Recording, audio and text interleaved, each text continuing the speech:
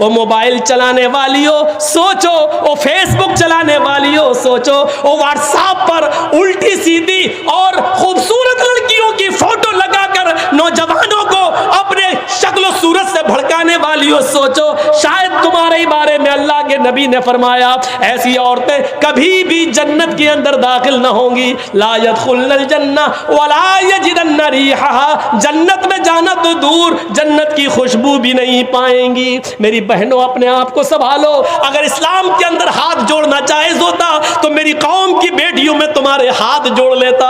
अगर इस्लाम के अंदर भीख मांगना जायज होता तो मैं अपना दामन फैलाकर तुमसे भीख मांग लेता। मेरी कौम की बेटियों, मेरे दामन में इतनी भीख डाल दो कि तुम अपने आप को पर्दे में रखो, अपने आप को फेसबुक और व्हाट्सएप और मैसेंजर से बचा लो। मेरी माँ और मेरी बहनों, मुआशरे के अंदर बेपर्दगी ने भी एक गलत माहौल खराब कर दिया है। आजकल जलसे भी उससे महफूज न रहे।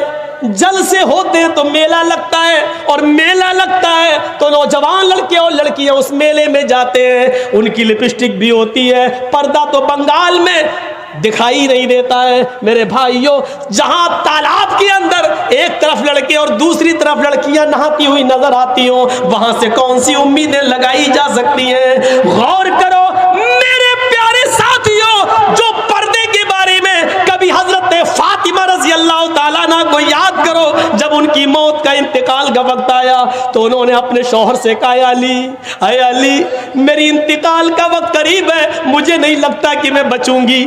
फरमाया, अली ने ऐसा क्यों कह रही हो? आए अली, मेरी एक वसीयत है, उसको नोट कर लेना। हजरत अली ने कहा, तुम मेरी बीवी नहीं, तुम मेरी वाइफ ही नहीं, मोहम्मद रसूलुल्लाह की बेटी हो, बताओ तुम्हारी क्या वसीयत है, मैं उसको जरूर पूरा करूंगा। कहने लगी फातिमा, आए अली, जब मेरा इंतकाल हो जाए, जब मैं इस दुनिया से रुखसत हो जाऊं, जब मैं इस दुनिया से चली जाऊं, तो मेरे जनाजे को, मेरी लाश को कफन से ढांक देना। सफेद रंग का कफन जब मेरी लाश पर चढ़ाओ तो मेरी लाश को मेरी चारपाई पर बिठाकर जब कब्रिस्तान की तरफ लेकर जाओ तो आए अली, रात के अंधेरे में ले जाना, ईशा की नमाज के बाद मुझे कब्र में दफनाना, दिन के उजाले में दफन न करना। मेरी कब्र को दिन में, मेरी लाश को दिन में ना उतारना कब्र में। हजरत अली ने कहा, अरे फातिमा, ठीक है मैं ऐसा ही करूंगा, लेकिन रात में ही क्यों?